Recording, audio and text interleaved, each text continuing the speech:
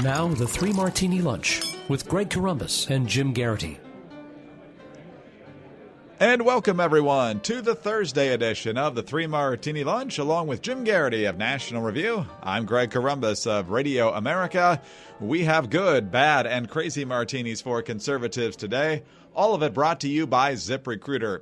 Right now, Three Martini Lunch listeners can try ZipRecruiter for free. That's right, free at this exclusive web address, ZipRecruiter.com/martini. ZipRecruiter.com/martini. Much more on that a little bit later in the podcast. Jim, let's get to our good martini. And we head out to the great state of Montana. That is one of the Senate seats that Republicans are hoping to pick up this year, but Jon Tester has stubbornly stayed in front in, I believe, every single poll that we've seen. I don't know if there's been any ties. I've certainly never seen Matt Rosendale ahead, but he's definitely within striking distance. Most polls have it about 3 or 4 points, which is also how much the Libertarian is getting, which is why this matters a lot. Free Beacon, a third-party Senate candidate in Montana, has effectively dropped out of the race and endorsed Republican candidate Matt Rosendale in his bid to unseat Senator Jon Tester. Rick Breckenridge, a Libertarian and a surveyor, cited his anger with an anonymous campaign mailer encouraging voters to choose him over Rosendale because of privacy concerns. The Republican nominee said Tester's allies were behind the message and said he was honored to have Breckenridge's backing. Quote, "I am here to support Matt and his candidacy," Breckenridge said at a news conference, "and to support him in the continuing effort to be the front man in the cause of liberty." So he estimated in an interview that he would have gotten about 3 to 4% of the vote in the final tally, and this decision could swing about 1% of the votes to Rosendale. So it's not like every person who was lined up behind the Libertarian candidate is about to vote for the Republican. Those of us who have talked with Libertarians know that it's not that easy of a transition for them. But, Jim, it's now a binary choice there for those who are going to vote in this race. And it certainly can't hurt Matt Rosendale that the Libertarian is on board now. And the only choice, if you don't like Jon Tester, is the GOP nominee. Yeah, probably the best way you can handle one of those third-party candidates and the possibility of that candidate siphoning off votes that could end up being the margin is to have them announce they're withdrawing from the race and endorse you. That's about as good as it gets. Sure, that maybe Matt Rosendale, while he's accepting this endorsement and feeling good, might be thinking, this might have been useful about a month ago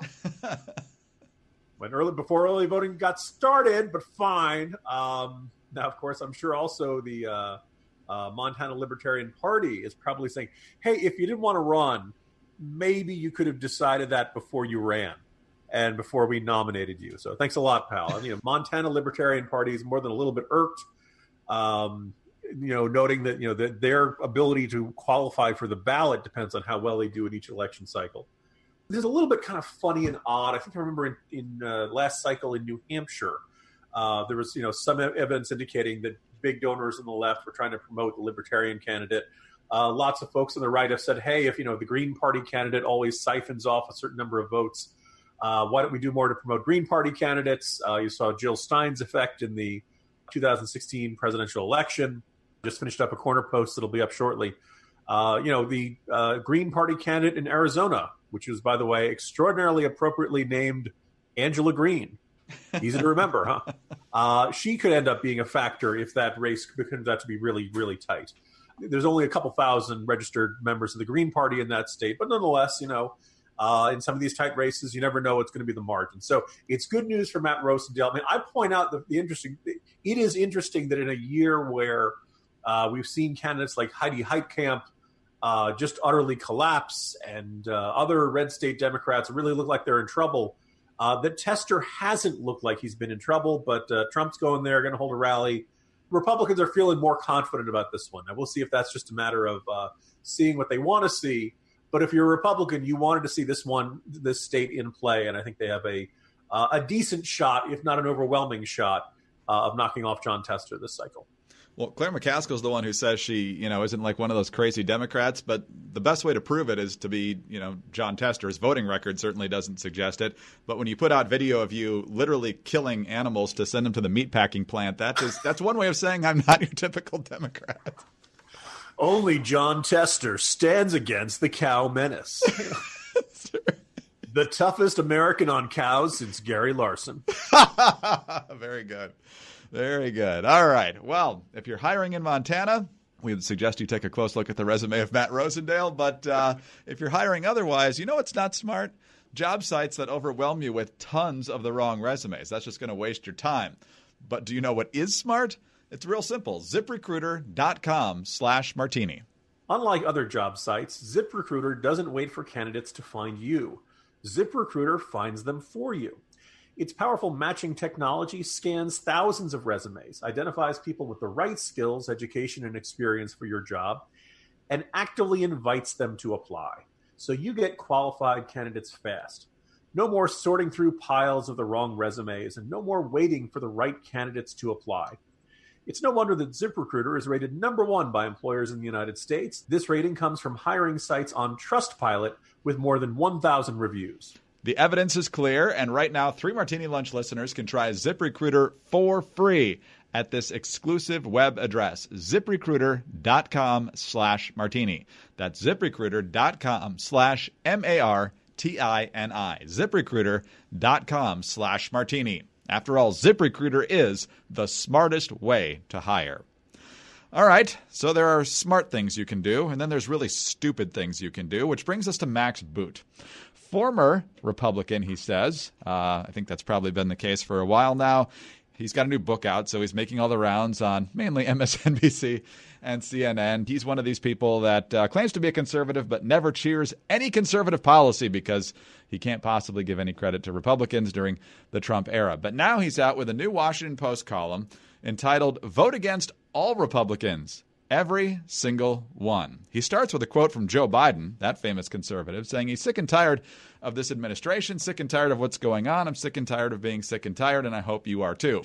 So Max Boot says, I am sick and tired too. And he goes on to talk about a lot of different issues of why he thinks President Trump is absolutely unacceptable. And then he goes on to talk about how he's upset with Republicans for not standing up to President Trump on a number of ideas, from allowing the federal debt to increase and deficits, to not saying much when Trump is less than a free trader with all these tariffs, going after the FBI instead of encouraging the investigations to go forward on Russia and some other things. And then he says that certain Republicans have not only failed to blast Trump for his alleged bigotry, but they've engaged in it themselves.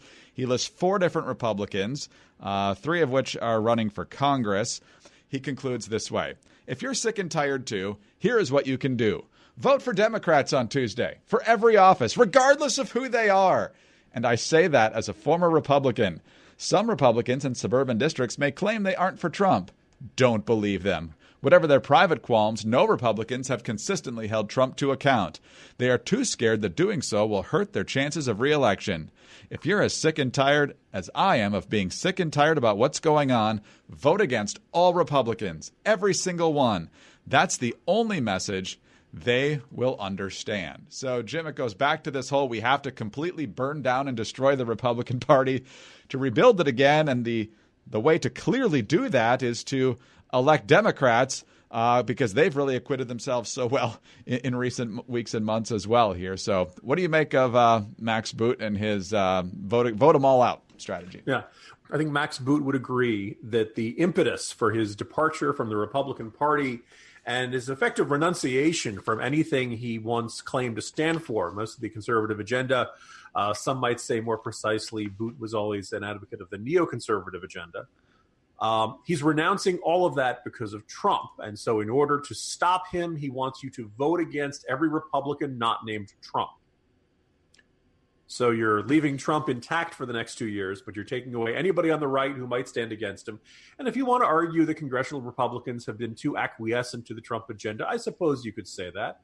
I think you could also point to the interchange between Ryan and Trump this week. If you're a Republican and you say Trump is wrong, well, first of all, you're going to face a primary opponent, whether you like it or not, whether you deserve it or not, and you're probably going to get voted out of office. So the question for a whole bunch of Republicans who really don't like Trump when he goes off on these Twitter tirades and attacks the media and spends half his time half understanding and reacting to things he saw on the Cryon of Fox News and Fox and Friends that morning, is he's the president until 2020, unless, if some impeachment happens or something like that. Try to get good legislation through. Try to stop bad legislation from going forward. Try to talk them out of tariffs and stuff like that. This is the path most Republicans have taken. I know that Boot would love to see them all turn against him and all impeach him immediately, but that was never going to happen. At that point, you're kind of living in a fantasy land. But what's more is that, think about what Max Boot is willing to give up by electing Democrats at every level, right? I mean, Democrats being elected at every level will do nothing for the conservative cause, a conservative policy at any front. How many conservative policy victories occurred between January 20th, 2009 and the beginning of the next Congress in 2011? Nothing. Zero. Right? Nothing good came out of Congress. Obamacare, tax hikes, they attempted cap and trade. You name it, they did it. And then the second term, when the Obama White House controlled the White House, the Iran deal, Max Boot used to hate the Iran deal. I don't know whether this is like invasion of the body snatchers or what happened, but all of a sudden it's not just the, wow, I really don't like Trump, but God, the stuff he says, it really drives us crazy. And, somehow like he and Jen Rubin and a couple of, I might even argue Bill Kristol, they flipped on policy, which is weird, Greg. I mean, this is when, the aliens have replaced you or something like that, when you're running explicitly denouncing positions you held 2 years ago. But I want to give Max Boot a little bit of credit. And, I can hear everybody's teeth grinding, but no. On a recent web video, he said that there was a disturbing silence among Republicans about his most recent book, which is now available in bookstores everywhere.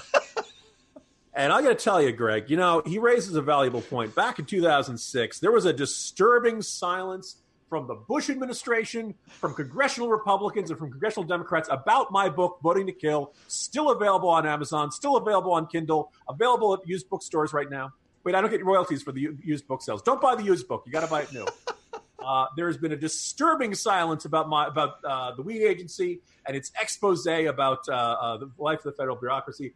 And, Greg, I cannot overstate the broad, bipartisan, disturbing silence about heavy lifting and joys of family life and fatherhood and growing up and getting a real job and getting married, co-written by myself and Cam Edwards. Greg, this is unacceptable. This is destroying America. And it's almost like people aren't paying attention to those books the way I think they should. It's almost like it's not a vast conspiracy of silence, but just that people aren't that interested. Funny how that happens. The author in me, looks at Max Boots. This is a disturbing conspiracy of silence about my book. It's well played, Max. Well played. Yeah. Yes, we could pitch that about, my podcasts and the Morning Jolt until you get up to about 50 million readers. Why is this dark conspiracy trying to keep us down? It's just unfair, and it's about time somebody called him out on it. Well done. You know who I blame, Greg? The man. Because if there's any demographic in America that gets held down by the man, it is middle-aged white suburban guys like me. Oh, too fun. And we haven't even hit the crazy martini yet. Speaking of middle-aged white suburban guys, let's talk a little bit about Brett Kavanaugh as we get into our crazy martini now. But he's only the backdrop for this. There's a Senate race in Massachusetts. You'll forgive us if we haven't mentioned it much. It's not particularly close. Elizabeth Warren running for a second term, but really just setting the stage for her presidential bid. The Republican nominee is Jeff Deal. They had a debate earlier this week, and the issue of the Kavanaugh confirmation came up, and Mr. Deal talked about the fact that Elizabeth Warren engaged in some shady fundraising as a result of that. Here is what he had to say in the debate. We found out recently, I think is pretty unconscionable, is the fact that Senator Warren was fundraising illegally using the vote on Justice Kavanaugh, the confirmation vote, to try to raise money for her campaigns. That just came out. That's something that you should not be doing, first of all, when we were having a national discussion about the Supreme Court. It's trying to fundraise off it, but you did, and it turns out it's illegal. And then Elizabeth Warren, when given a chance to speak, went on for about a minute about how Mr. Deal failed to adequately speak up to denounce President Trump when he talked about Christine Ford at one of the rallies. And eventually the moderators came back with, hey, that guy raised a pretty good point. What about that? I would like to drill down on what Representative Deal said. The fundraising while the vote was being taken on the Kavanaugh hearing, did you or did you not do that?